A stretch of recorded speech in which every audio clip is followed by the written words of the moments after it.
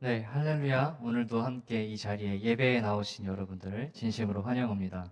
어젯밤에 눈이 많이 왔는데 여러분들이 길 미끄럽지 않으셨나 모르겠네요. 네, 그래도 이 자리에 계속 또 차고 넘치는 은혜가 있기를 바랍니다. 네, 우리 함께 자리에서 일어나셔서 사도신경 하십으로 12월 셋째 주 예배를 하나님께 올려드리도록 하겠습니다.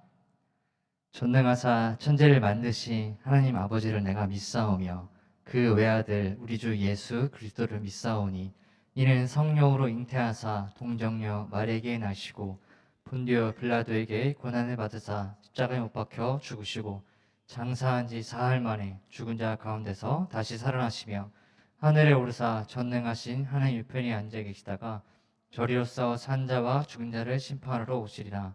성령을 믿사오며 거룩한 공예와 성도가 서로 교통하는 것과 죄를 사하여 주시는 것과 몸이 다시 사는 것과 영원히 사는 것을 믿사옵나이다. 아멘.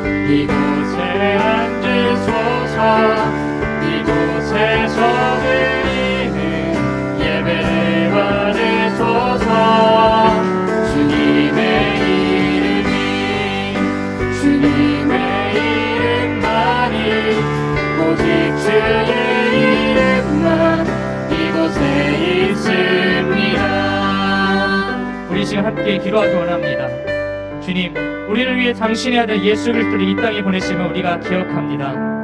한없는 사랑으로 우리와 함께 하기를 즐거워하시는 그 당신께 우리도 사랑으로 응답하고 순종하는 이 자리, 이 시간, 이 예배가 되길 원합니다. 우리 이렇게 함께 간절히 기도하며 나가시겠습니다. 기도하시겠습니다. 저희 예배하고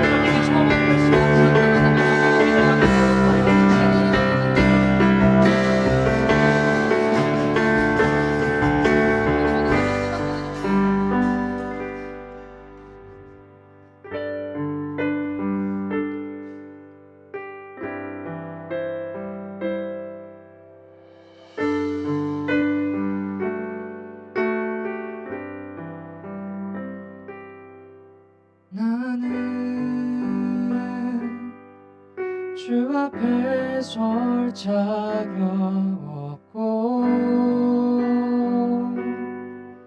더러운 죄 속에 홀로 울고 있네. 내가 주를 다시 못 박았고 돌아갈 길 보이지 않네. 나 다시 돌아가 영원한 나의 집 하늘의 아버지 날 맞아주시네. 멀 것만 같아도 이 길의 끝에 나를 찾아와 꼭 안아주시네.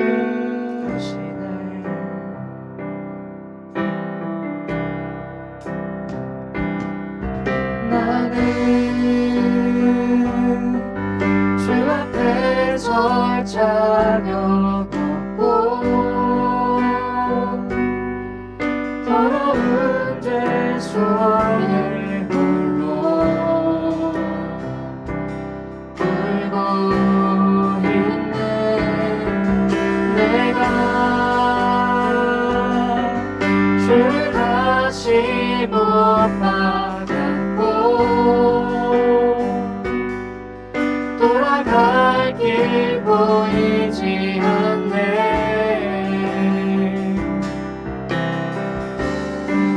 나 다시 돌아가 영원한 나의 집 하늘의 아버지 날 맞아주시네. 멀 곳만 같았던 이 길의 끝에 나를 찾아와 꼭 안아주시네.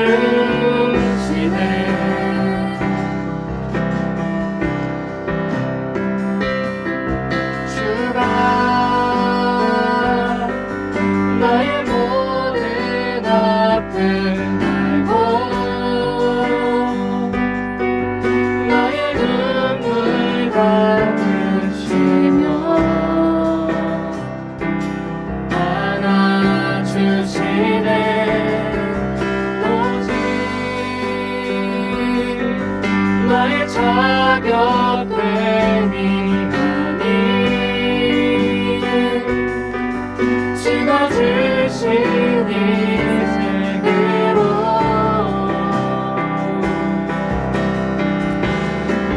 나 다시 돌아가 영원한 나의 집 하늘의 아버지 날 맞아주시네. 멀 것만 같았던 이 길의 끝에 나를 찾아와 꼭 안아주시네. 나 다시 돌아가 영원한 나의 집 하늘의 아버지 날 맞아주시네. 멀 것만 같았던 이 길의 끝에 나를 찾아와 꼭 안아주시네. 나 다시 돌아가 영원한 나의 집 하늘의 아버지 날 맞아주시네. 멀 것만 같았던 이 길의 끝에 나를 찾아와 꼭 안아주시네.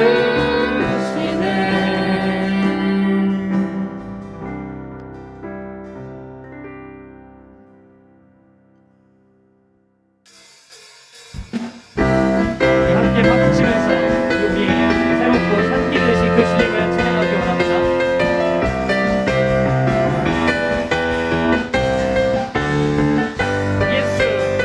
예수 감사히 주의 보혈 축복 속에 우린 자유를 노래해. 예수 감사히 주의 승리 안에 우린 구원을 노래해. 구원을 노래해. 새롭고 산 길이 되신 예수 기가 실린 생명 되셨네. 우리 주의 자녀 삼으셨네. 자유를 노래할게. 새롭고 산 길이 되신 예수 기가 실린 생명 되셨네. 우리 주의 자녀 삼으셨네. 자유를 노래할게. 주 행하니 찬양 주 행하니 찬양 승리하시고 계속하신 주님 찬양해.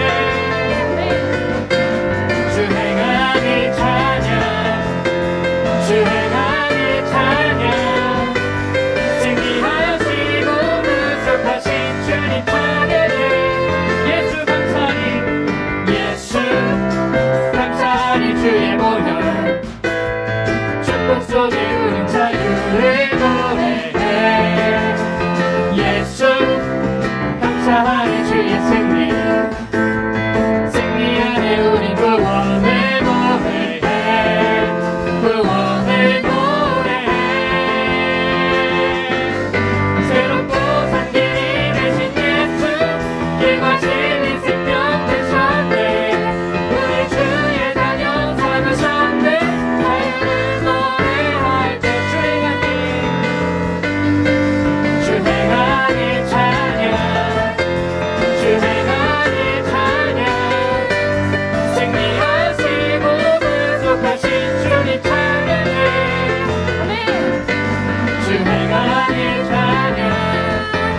주 행하니 찬양 승리하시고 구속하신 주님 찬양해 주 행하니 찬양 주 행하니 찬양 승리하시고 구속하신 주님 찬양해 주 행하니 찬양 주 행하니 찬양 승리하시고 구속하신 주님 찬양 새롭고 산 길이 되신 예수 기뻐하신 생명 되셨네 우리 주의 자녀 삼으셨네 자유를 노래할 때주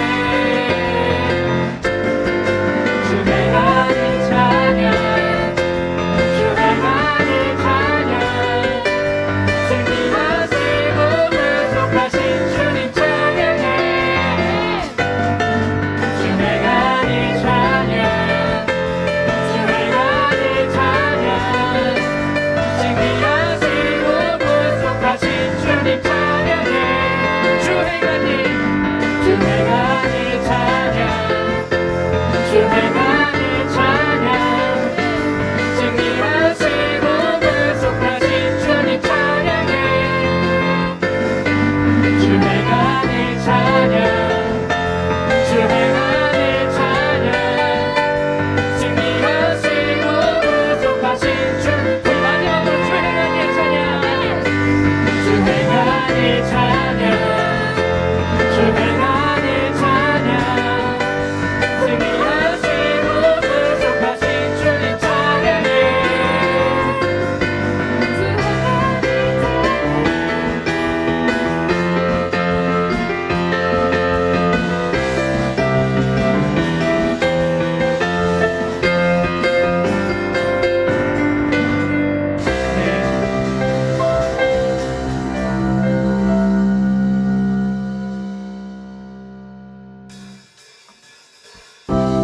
우리 계속해서 박수침의 찬양을 듣는데요. 이 찬양은 저희가 정령부에서 새로 부르는 찬양입니다. 그래서 우리 가사를 또 한번 되새기시면서 같이 찬양하기 원합니다.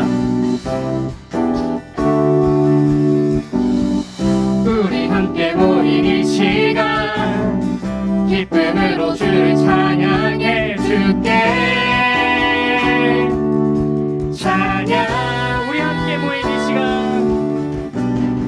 우리 함께 모인 이 시간 기쁨으로 주를 찬양해 줄게 찬양 나의 마음을 주께 열어 감사함으로 나아가네 줄게 감사 나의 마음을 주께 열어 감사함으로 나아가네 줄게 감사 우리의 노래 되시며 이곳에 함께 하시네 우리의 힘과 찬송함 주님을 높여 경배해 우리의 노래 되시며 이곳에 함께 하시네 우리의 힘과 찬송함 주님을 높여 경배해 새날을 주신 주께 감사와 찬양해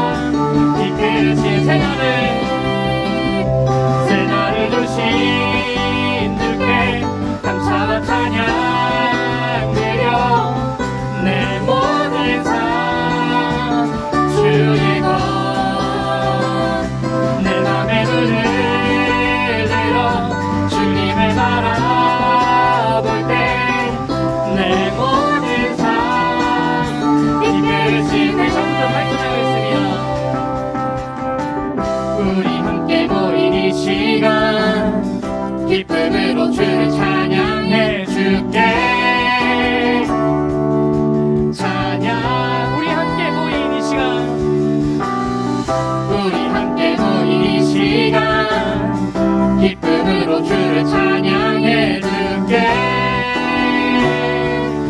찬양 나의 마음을 주께 열어 감사함으로 나아가네 주께.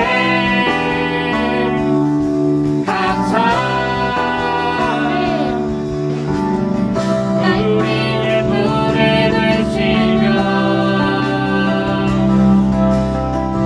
이곳에 함께 하시네.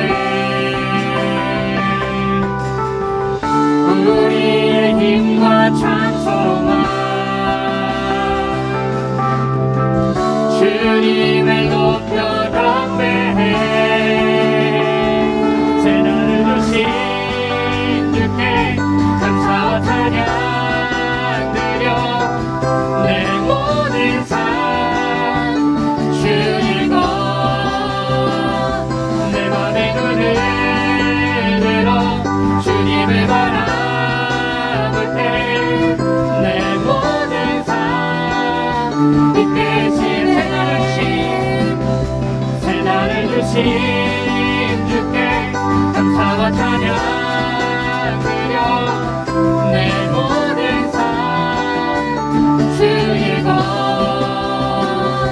내 맘의 눈을 들어 주님을 바라볼 때 내 모든 삶 이끄시네. 우리의 노래 되시며 이곳에 함께 하시네. 우리의 힘과 찬송함 주님을 높여 경배해.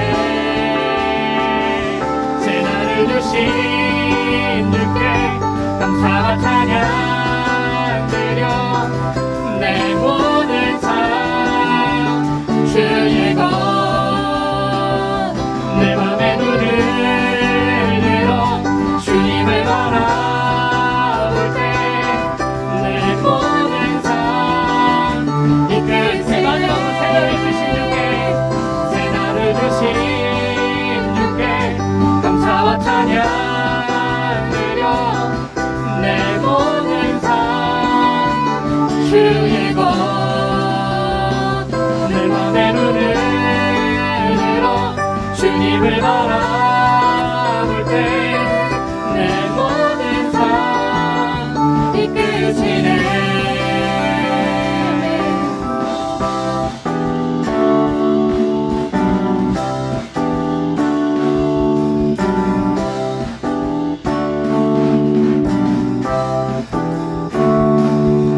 네, 하나님께 영광의 박수 올려드리겠습니다.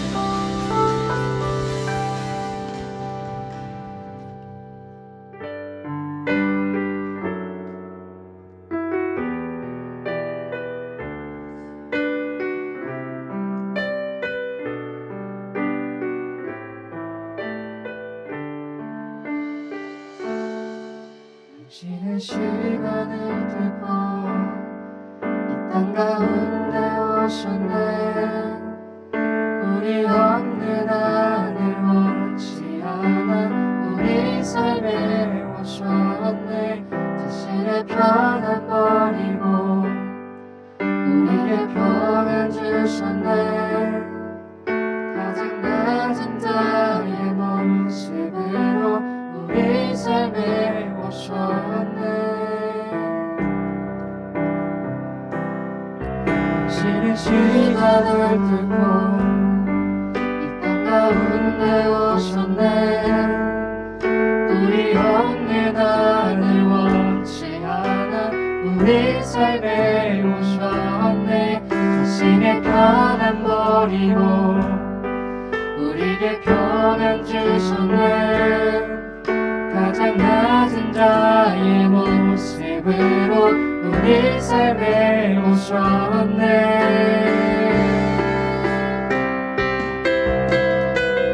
하나님 우리와 영원히 함께 하시는 꿈 없는 우리에게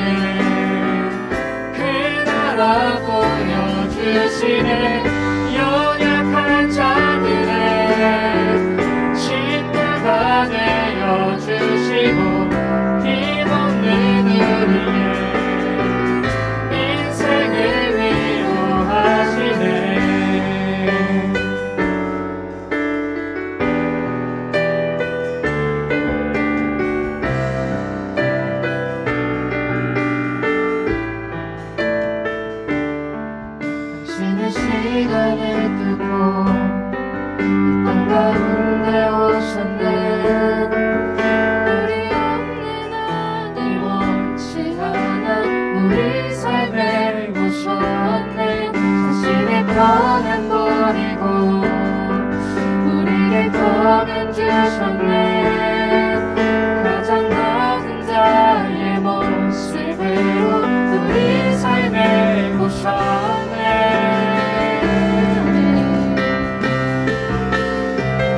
하나님 우리와 영원히 함께 하시는 응원을 드리네. 그 나라 보여주시는 연약한 자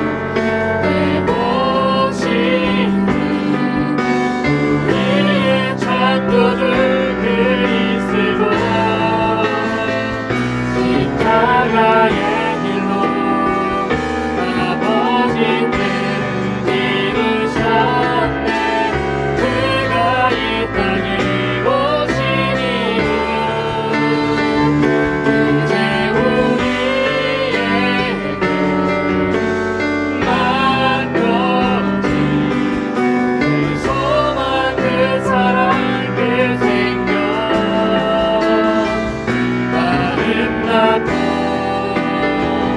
눈부신 십자가에게 우리가 이 땅에 살아가 이유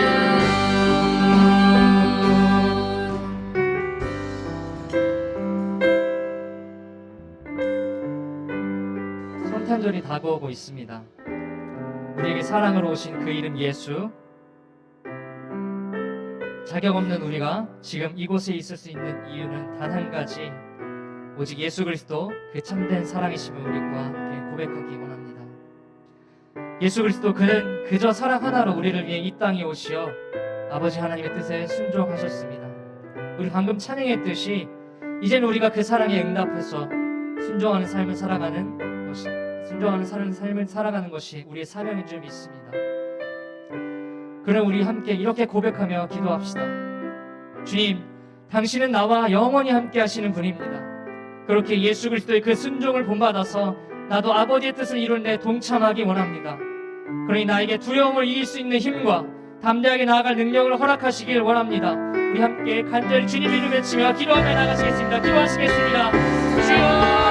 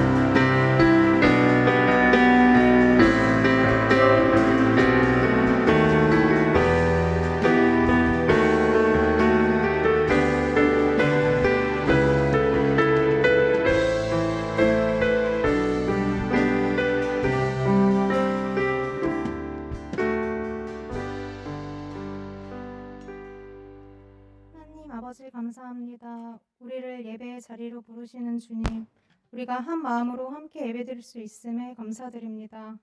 우리의 죄와 허물을 의로우시고 신실하신 주님께서 사하여 주시고 영원히 다스리시고 성령으로 충만케 하여 주시옵소서. 나무도 생명 활동을 최소화하는 이 시기에 우리 또한 이 시기를 분별할 수 있는 지혜를 주시옵소서. 세계는 전쟁과 폭력과 기후 변화와 코로나로 힘듭니다. 주여 회복시켜 주시고 평화를 내려 주시옵소서. 그리고 우리가 이렇게 지혜롭게 살아야 할지를 알려주시고 또한 우리 모두가 평생 하나님의 교회에서 하나님께 영광을 돌리며 이웃에게는 덕을 끼치며 스스로는 복을 받는 삶을 살게 하여 주시옵소서.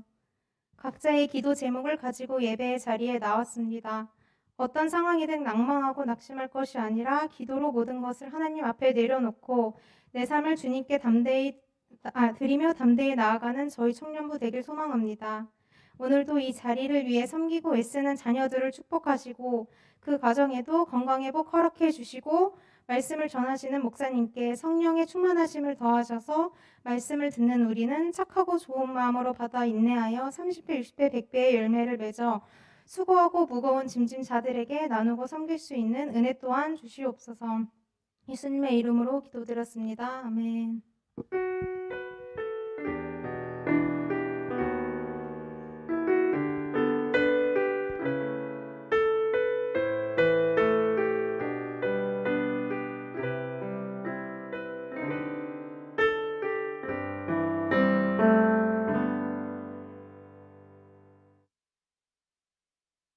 갈라디아서 4장 8절에서 11절까지의 말씀입니다. 갈라디아서 4장 8절에서 11절까지의 말씀, 제가 한 절 읽고 여러분이 한 절 읽고 마지막은 한 목소리 읽도록 하겠습니다. 먼저 읽습니다. 그러나 너희가 그때는 하나님을 알지 못하여 본질상 하나님이 아닌 자들에게 종로를 하였더니 하나님이 아신 바 되었거늘 어찌하여 다시 약하고 천박한 초등학문으로 돌아가서 다시 그들에게 종로를 하려 하느냐. 너희가 날과 달과 절기와 해를 삼가 지키니 내가 너희를 위하여 수고한 것이 헛될까 두려워하노라. 아멘. 이번 주 토요일은 25일 크리스마스죠. 우리 옆에 사람과 이렇게 한번 인사해 봅시다. 메리 크리스마스. 메리 크리스마스. 요즘 해피 홀리데이 그러잖아요. 그거 우리는 그렇게 인사하면 안 됩니다. 우리는 예수님의 오심을 기뻐하고 감사하는 성탄절로 맞이하고 또한 그렇게 누려야 될 줄 믿습니다. 근데 저희 집은요, 진작부터 크리스마스를 기다렸습니다.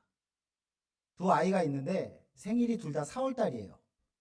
4월에 생일 선물을 받고 며칠 지나니까 아빠 크리스마스 선물 뭐 줄 거예요? 그때부터 와.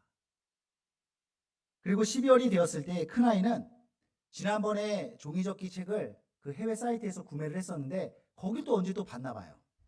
그러더니 아빠 나 또 책 사주세요 그러더라고요. 30% 할인한다고 이번엔 2권을 사달라고 막 그렇게 요구를 하는 겁니다. 여러분 선물 받는 게 권리입니까? 지난주에 우리가 유업을 받을 자라는 제목으로 하나님의 말씀을 함께 나눴습니다. 우리는 하나님의 아들이 되었는데 객관적으로는 예수님께서 십자가의 그 사역을 통하여서 그의 죽으심을 통하여서 우리를 속량시키셨고 우리에게 아들의 명분을 허락해 주셨습니다. 아들 되었다. 법적 용어를 사용하시면서 우리에게 그렇게 이루어졌음을 선포하고 있는 것입니다.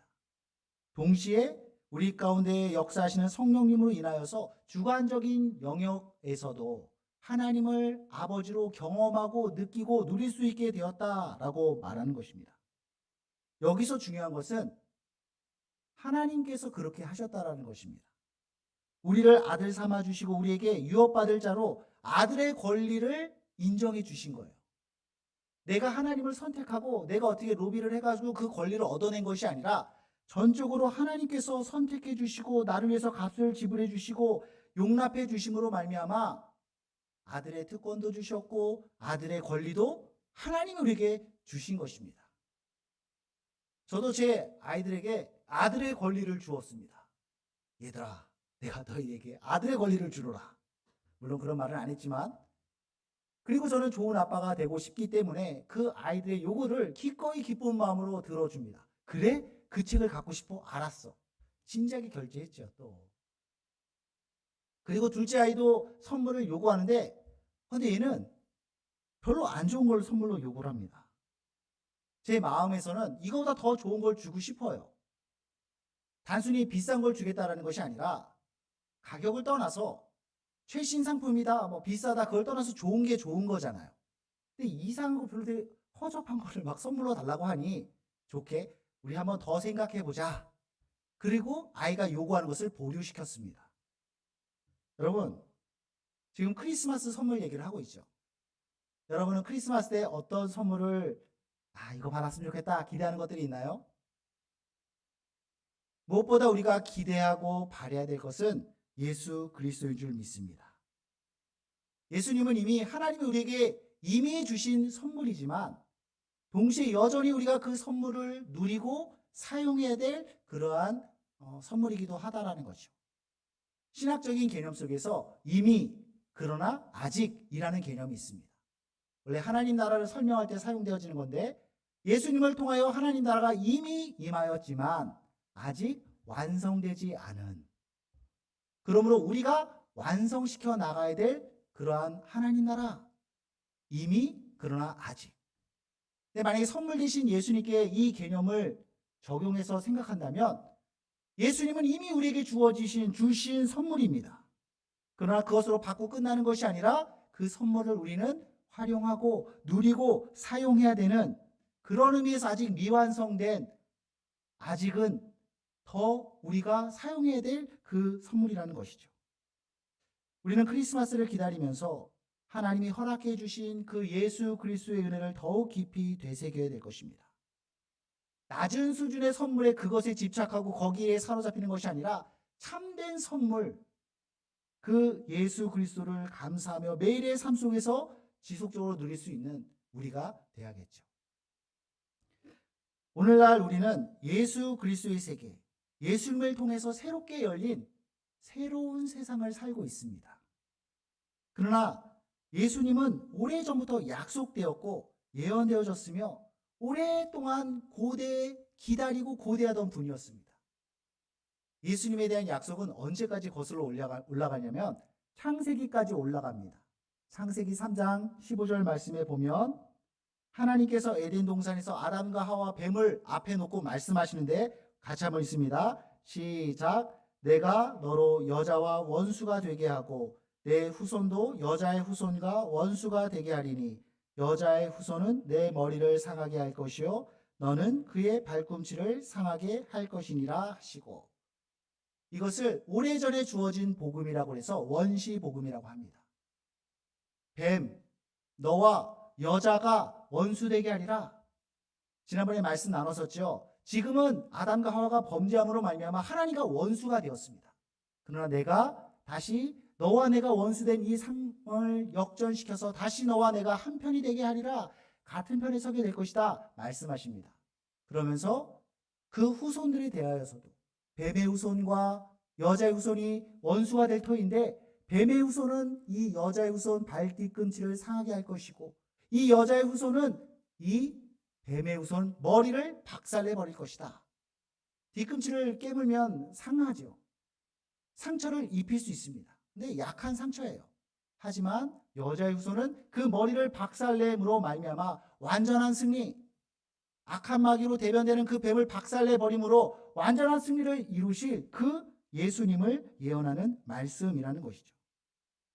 오랜 세월이 흘렀습니다. 하나님은 여자의 후손, 그 이스라엘 민족을 통해서 그러한 구원의 역사를 이루고자 하셨습니다. 단순히 이스라엘 백성만을 구원하고 그들만 잘 먹고 살게 하는 것이 하나님의 그러한 목적이 아니라 그들을 통해서 열방도 품고자 하는 그 하나님의 뜻이 있었습니다. 근데 이스라엘은요, 그런 하나님의 말씀과 의도, 계획들을 다 저버렸어요.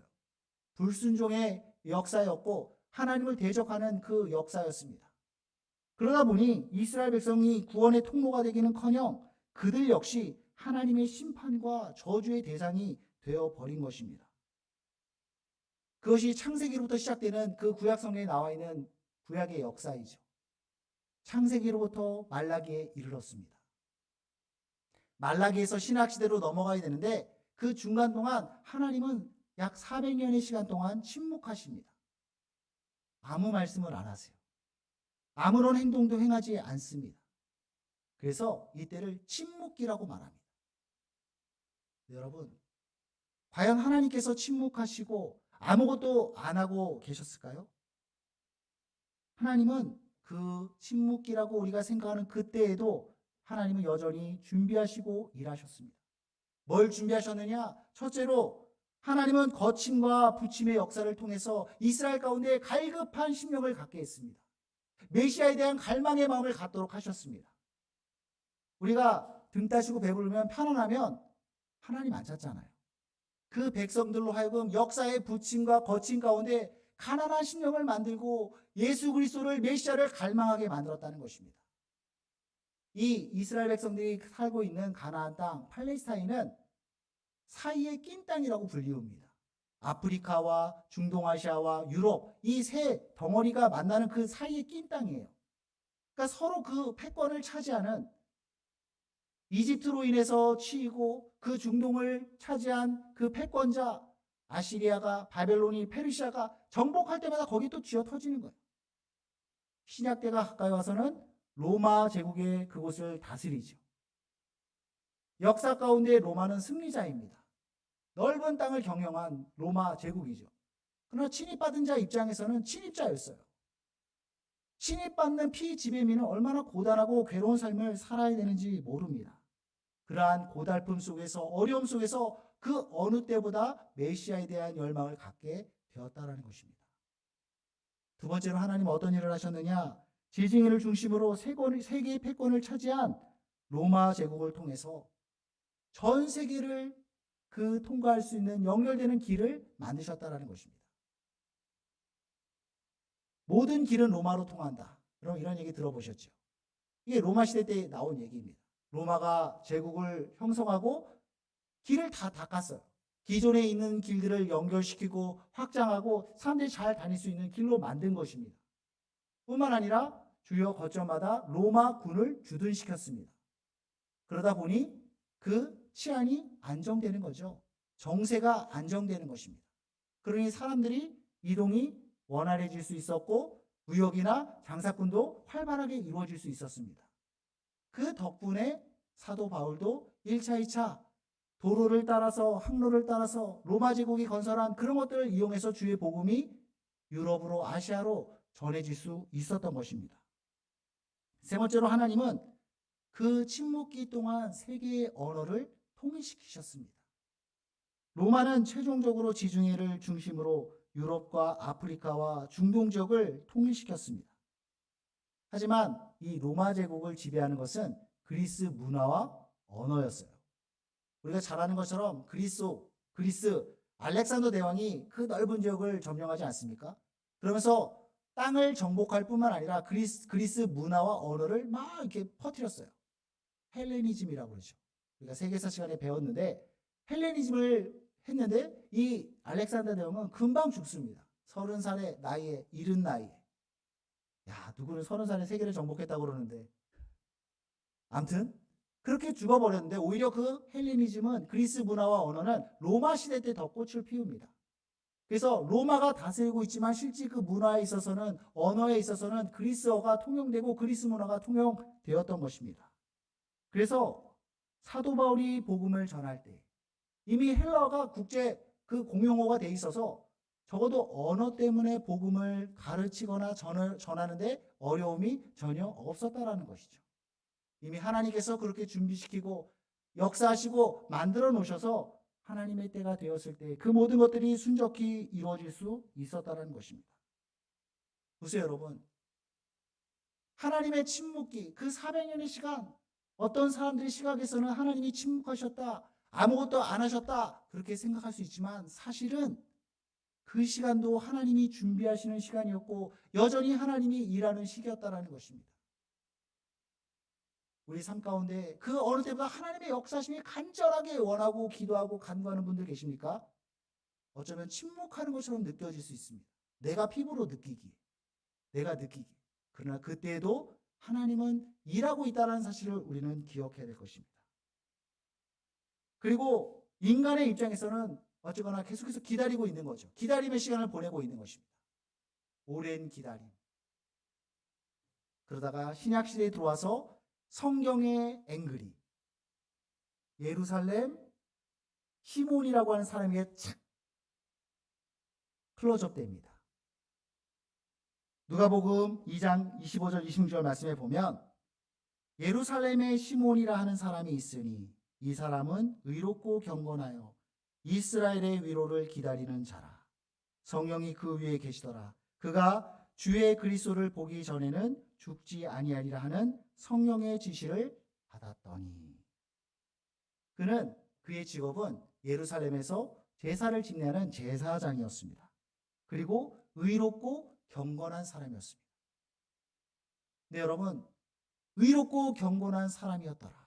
이 말씀은 참 은혜가 되는 말씀이에요. 왜냐하면 제사장이라고 하면 당연히 그래야 되는데 그 시대에는 의롭고 경건한 사람이 없는 시대였어요. 제사장인데 그 제사장직을 돈 주고 매매해요. 사고 팔고 해요. 제사를 드리며 그런 하나님을 예배하는 그것들을 하면서 자기 돈벌이를 하는, 자기 주머니를 채우기에 급급해하던 그런 시대였습니다. 그 어느 때보다 종교 지도자들이 타락하고 정치 지도자들이 타락하고 어디를 가나 사회 구석구석을 봐도 다 타락하고 다 더럽고 죄악투성이었던 그 시대 가운데 의롭고 경건한 사람이었더라. 그런 시대에도 하나님 바라보고 의롭고 경건하게 살았던 사람이 있었다라는 것입니다. 저는 그런 생각을 했어요. 야, 의롭고 경건했던 이 시므온은 얼마나 외롭고 힘들었을까?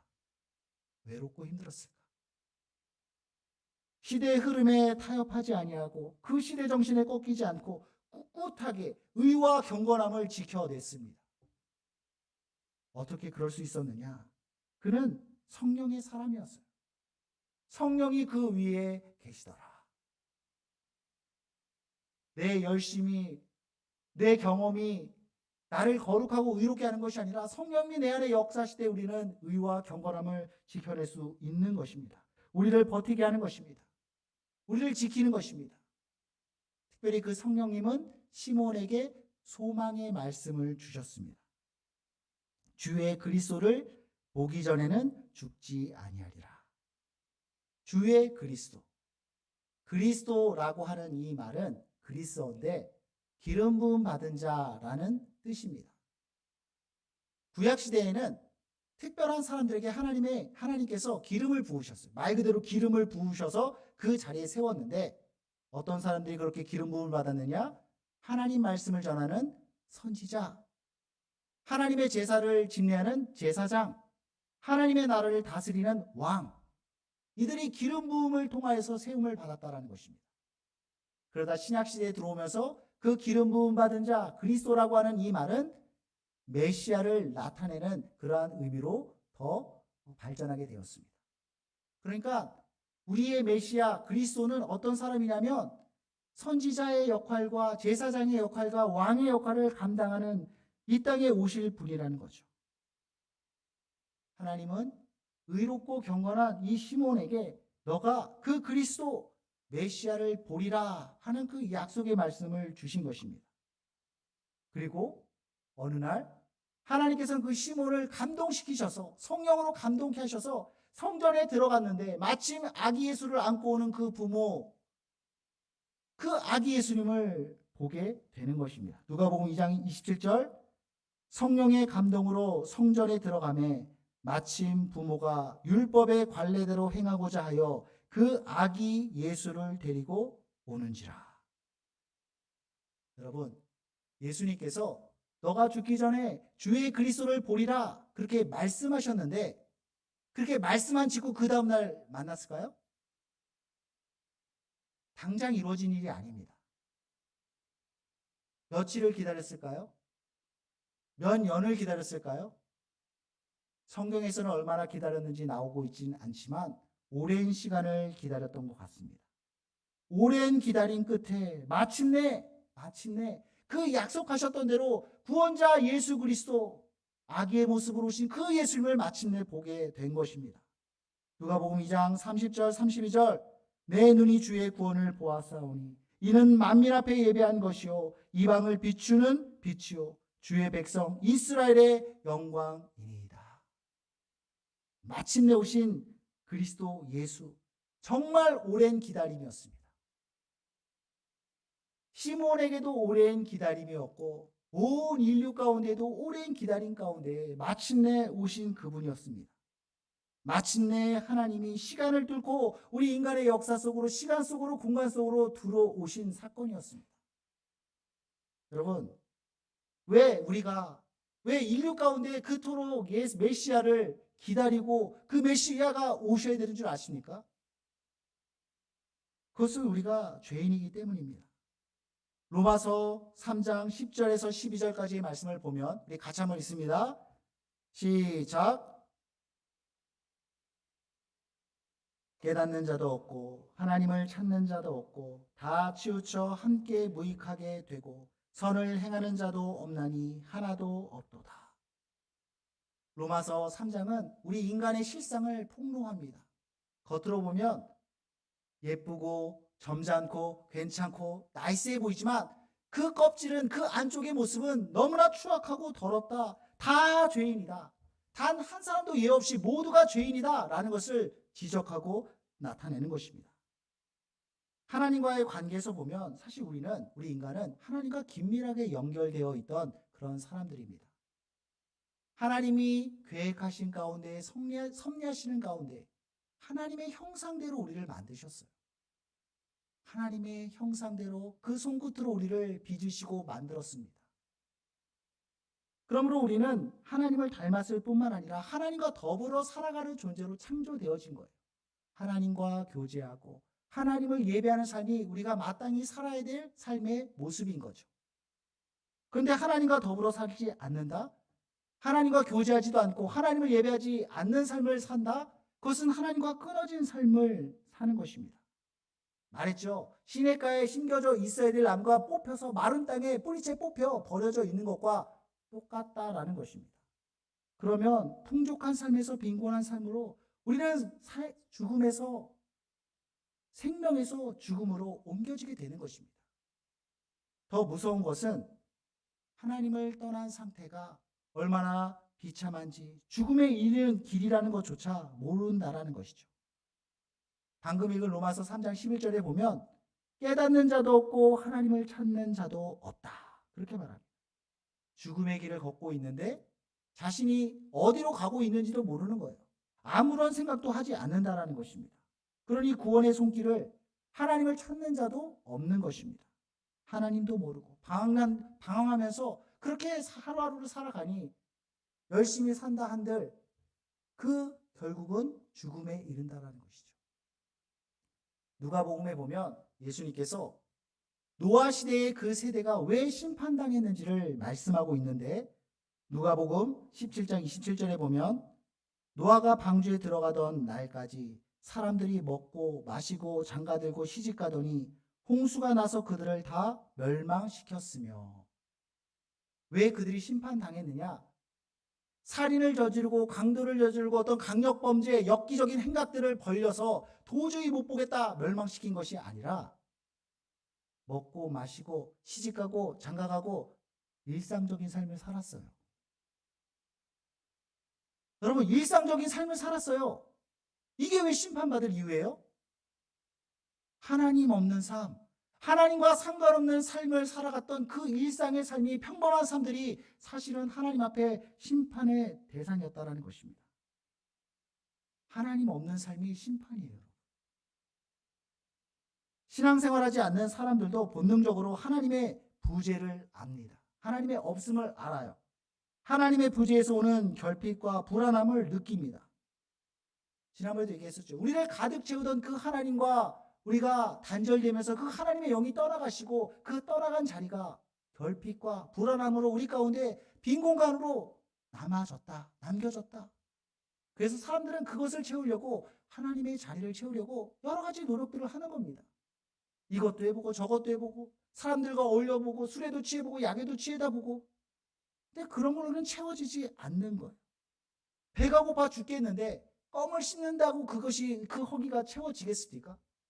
최신 껌을 씹는다 한들, 비싼 껌을 씹는다 한들 백날 씹어도 그 허기짐은 채워지지 않는 것입니다.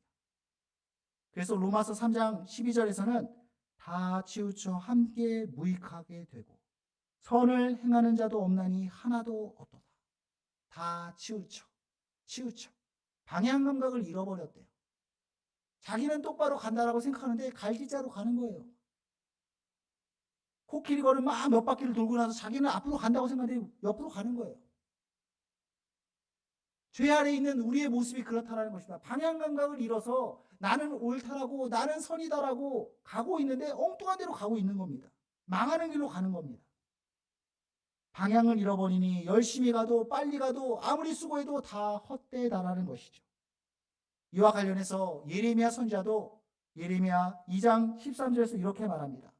내 백성이 두 가지 악을 행하였는데 첫째는 생수의 근원이 되는 나를 버린 것과 둘째는 스스로 웅덩이를 판 것인데 그 웅덩이는 물을 가두지 못할 터진 웅덩이니라. 죄가 무엇인지, 죄인된 우리의 한계가 무엇인지를 보여주는 말씀인 거죠. 죄가 뭐냐면요, 생수의 근원 되신 하나님을 떠난 것입니다. 생수의 근원 되신 하나님을 떠난 거예요. 뿐만 아니라 여러분, 그러면 생수의 근원 되신 하나님을 떠났으면 돌이키고 돌아가면 되는데 안 돌이켜요. 스스로 생수를 팝니다. 스스로 생수를 얻고자 웅덩이를 팝니다. 스스로 웅덩이를 팠다. 이게 중요한데, 스스로. 성경에 보면 성경은 하나님을 자존하신 분이라고 우리에게 알려줍니다. 자존하신 분, 스스로 있는 분. 다른 어떤 공급이 필요 없습니다. 다른 도움이 필요 없습니다. 그냥 영원 전부터 영원 끝까지 그 시간이라는 그 틀을 떠나서 영원히 존재하시는 분이죠. 자존하신 분. 그런데 우리는 의존적인 존재입니다. 스스로 존재할 수 있는 존재가 아니라 우리는 공급하는 은혜가 있어야 되고 공급하시는 도우심이 있어야 되고 마치 달이 태양의 빛을 머금고 그것을 비춰내듯이 우리는 하나님의 은혜를 받아야만 살 수 있는 그런 의존적인 존재라는 것입니다. 그런데 그런 우리가 스스로 뭔가를 하려고 할 때에 거기서부터 방향이 틀어지는 거예요. 스스로 뭔가를 하려고 할 때, 하나님을 떠나서 뭔가를 하려고 할 때 거기서부터 방향이 틀어지는 것입니다. 그런 하나님 없는 삶, 전도서 2장 11절에서는 이렇게 말합니다. 그 후에 내가 생각해 본즉 내 손으로 한 모든 일과 내가 수고한 모든 것이 다 헛되어 바람을 잡는 것이며 해 아래서 무익한 것이로다. 다 헛되고 무익하다라는 거예요. 하나님 없는 삶. 여러분, 우리가 살아가고 있는 이 삶 가운데는 평강의 길이 있습니다. 생명의 길이 있습니다. 그럼 그 길을 가야죠. 근데 우리가 죄 아래서는 우리의 눈이 닫혀서 그 길을 보지 못해요. 엉뚱한 데로 가는 겁니다. 고난과 파국의 길을, 엉뚱한 길을 가게 되는 것입니다. 마귀의 길이고 마귀의 종로로 타는 삶을 살아가고 있는 것입니다. 오늘 본문 가운데서 사도 바울이 말하고 있는 것은 8절에서 그러나 너희가 그때에는 하나님을 알지 못하여 본질상 하나님이 아닌 자들에게 종로로 타였더니 이 얘기를 하고 있는 거예요. 평강의 길이 있고 생명의 길이 있는데 너희는 파멸의 길, 고난의 길, 그 길을 엉뚱한 길을 걸으면서 종로로 타며 개고생을 하고 있다. 그때는 그랬다.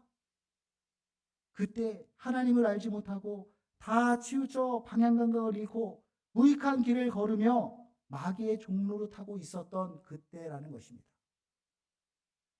이스라엘 민족은 특별히 이집트 파라오의 그 지배하에서 노예 생활을 경험했던 민족입니다. 노예 생활, 여러분 어떻게 묘사하냐면 그들의 그 종로릇을 어려운 노동으로 그들의 생활을 괴롭게 하니 이스라엘 자손은 고된 노동으로 말미암아 탄식하며 부르짖었더라. 노예 생활하는 게 여러분 얼마나 비참한지 몰라요. 전 노예 생활하면 떠오르는 게 군 생활에서 그 삽질하던 생각나요. 이등병으로 딱 가는데 하필이면 무슨 진지 보수 공사한다고 막 삽자를 하나 주는데 제가 뭐 언제 삽질을 해봤겠습니까? 야, 삽질하네 막 얼마나 서럽든지. 저 노예 생활하면 그게 떠올라요. 그 삽질하던 게. 얼마나 고단하고 괴로운 탄식이 절로 나오는 그러한 삶이라는 것입니다. 그때는 죄 아래서 종노릇했다.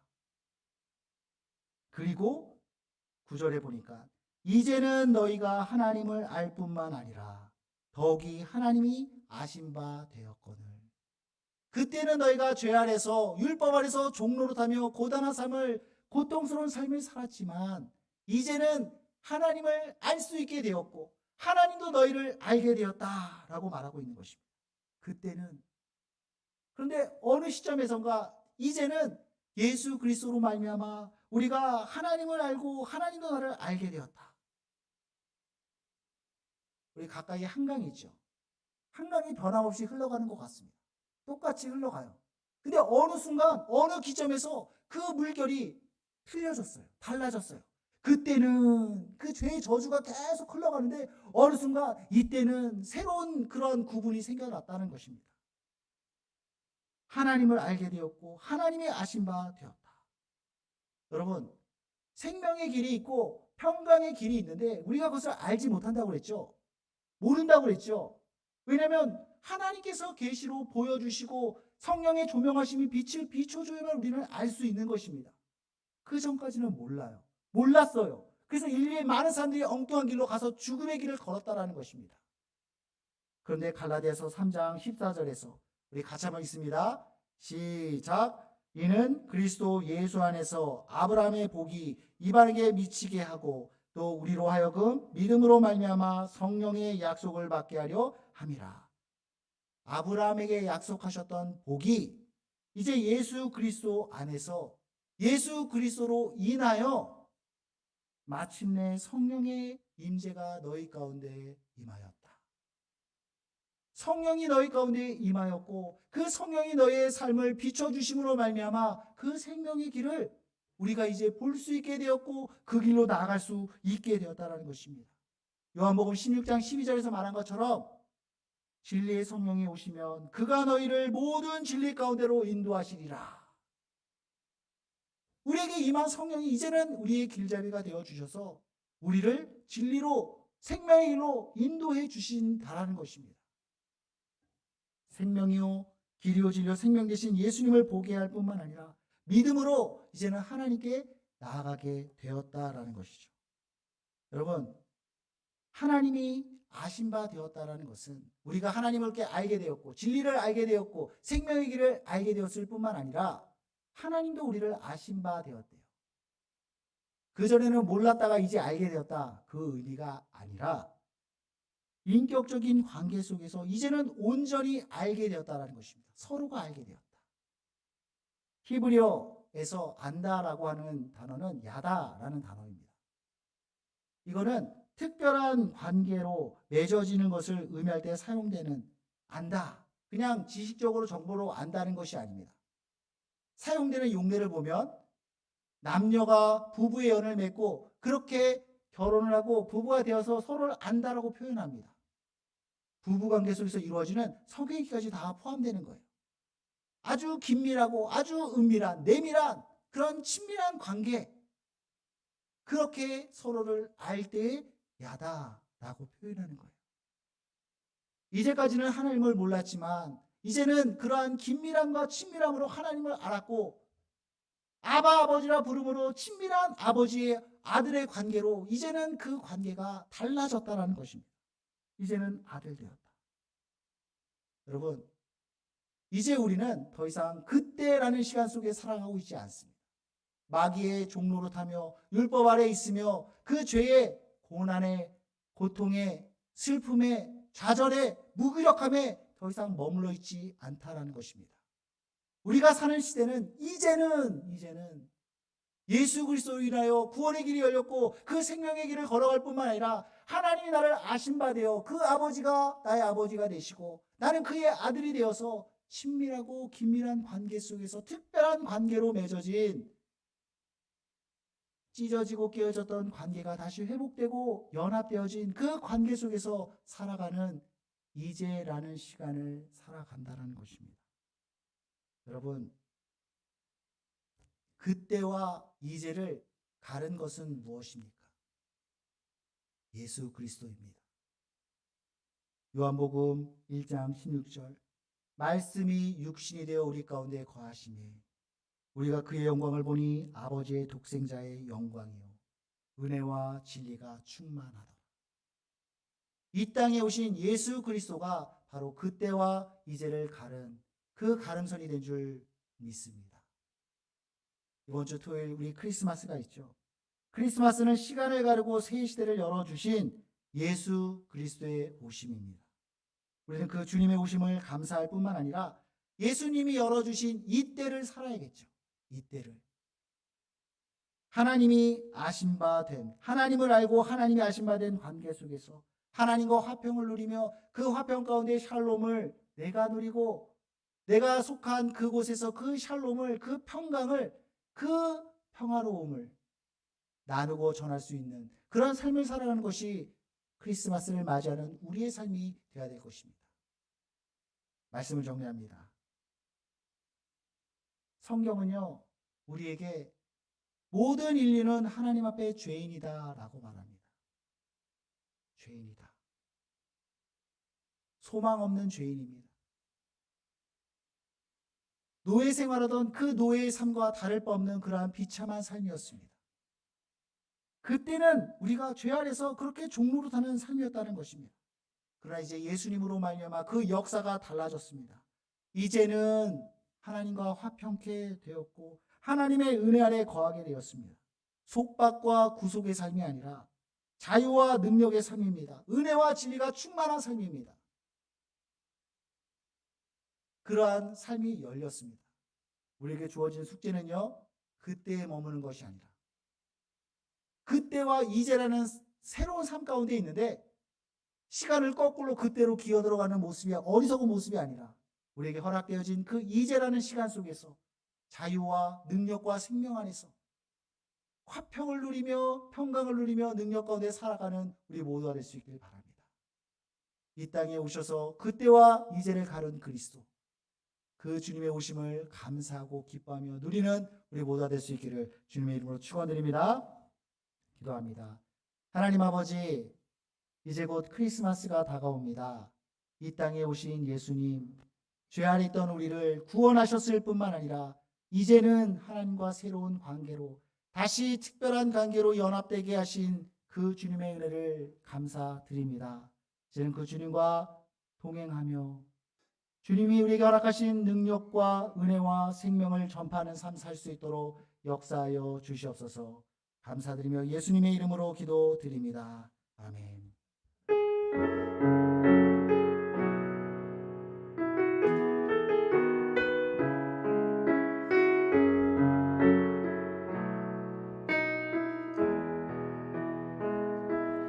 안개 속에서 주님을 보내 아무도 없을 것 같던 그곳에서 손 내미셔서 나를 붙드네 길 잃고 쓰러져가던 그곳에서 주 말씀하시네 내 손 잡으라고 내가 곧 길이요 진리 생명이니 나 그 길을 보내 주 예비하시고 다른 길로 돌아서지 않으리 예수의 길 그 좁은 길 나는 걷네 주 손잡고 그곳도 두렵지 않네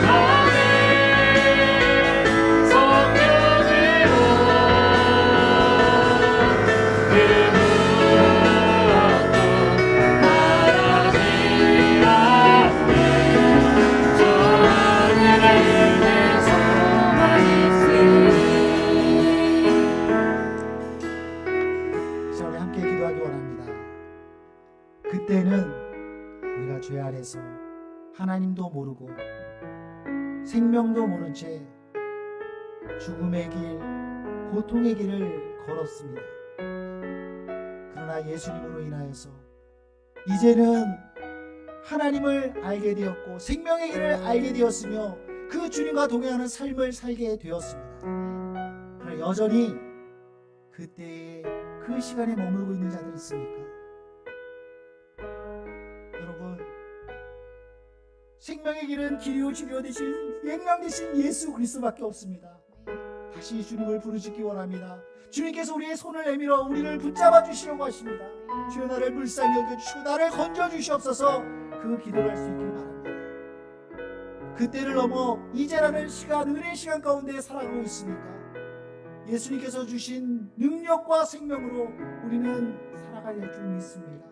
하나님과의 연합과 하나님과의 친밀함을 누릴 뿐만 아니라 그 능력으로 이 땅 가운데서 우리는 살아가야 됩니다. 타락한 시대 가운데 의롭고 경건한 사람이었더라. 그 시몬 같은 사람이 될 수 있기를 바랍니다. 하나님, 이제를 온전히 살아갈 수 있도록 도와주시옵소서.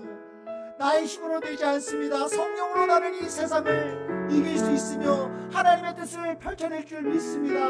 성령으로 내게 기름 부어주시고 하나님의 그 영광을 나타낼 수 있도록 도와주시옵소서. 우리 다 같이 주여 한번 기도합니다.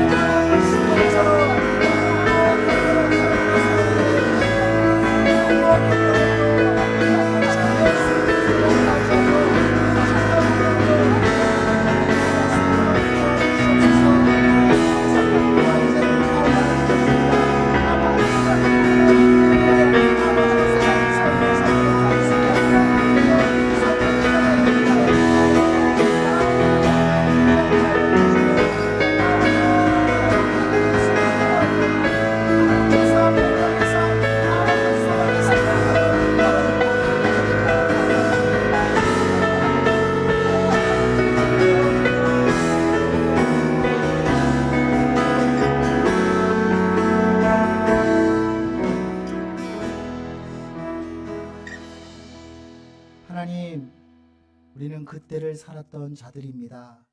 죄 아래서 마귀의 종로로 타며 고난과 고통과 답답함과 좌절과 무기력함에 살아왔습니다. 그러나 예수님께서 새로운 시대를 열어주셨습니다. 이때를 살아갈 수 있도록 하였습니다. 성령님을 통해 하나님을 보게 하시며 성령님을 통해 하나님을 알게 하셨을 뿐만 아니라 다시 하나님과 우리를 연합케 하시며 화평케 하셨습니다. 이제는 우리가 그 주님과 동행하며 승리의 삶 살기를 원합니다. 기꺼이 십자가의 길, 좁은 길을 걸어가기 원합니다. 우리의 힘으로 되지 않습니다. 성령으로 우리를 붙잡아 주시옵소서. 성령으로 우리 가운데 기름 부어 주시옵소서. 그러므로 타락한 이 시대 가운데, 혼탁스럽고 부조리한 이 시대 가운데 의롭고 경건했던 시므온처럼 우리도 의롭고 경건하게 살아가게 하여 주시고, 그러한 하나님의 오심을 기다리며 감사하며 나아갈 수 있는 죄 모든 청년들 될 수 있도록 역사해 주시옵소서.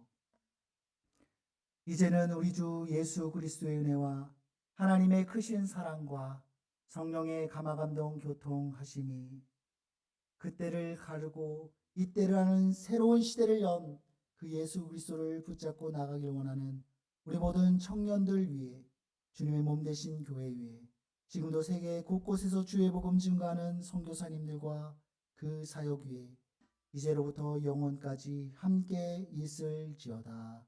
아멘.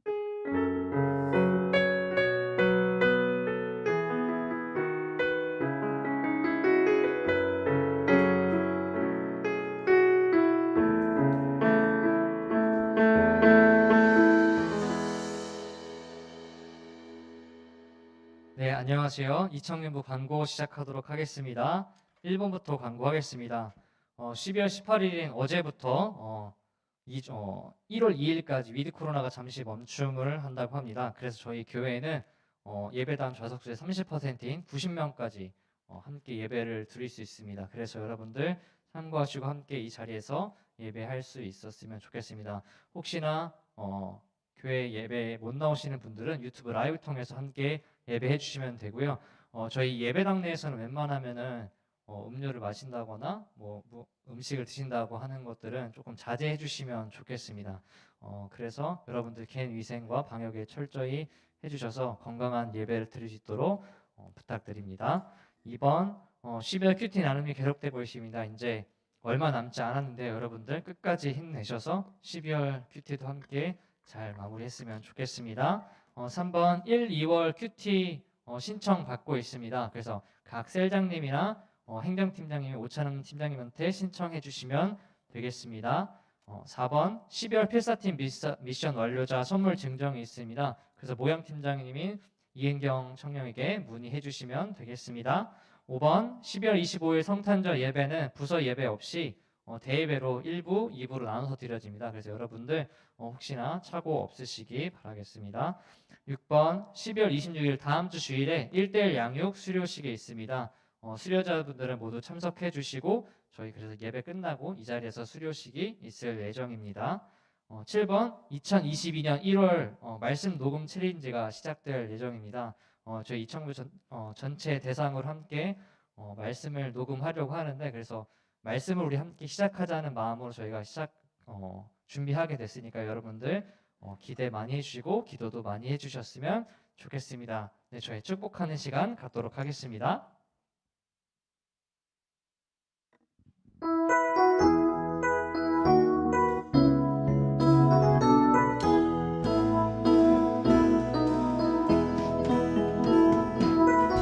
하나님의 사랑이 당신의 삶 가운데 가득하기를 축복합니다. 하나님의 은혜가 우리 가운데 가득하게 기도. 우리 양옆 앞에 사람을 향해서 축복할게요. 하나님의 사랑이 당신의 삶 가운데 가득하기를 축복합니다.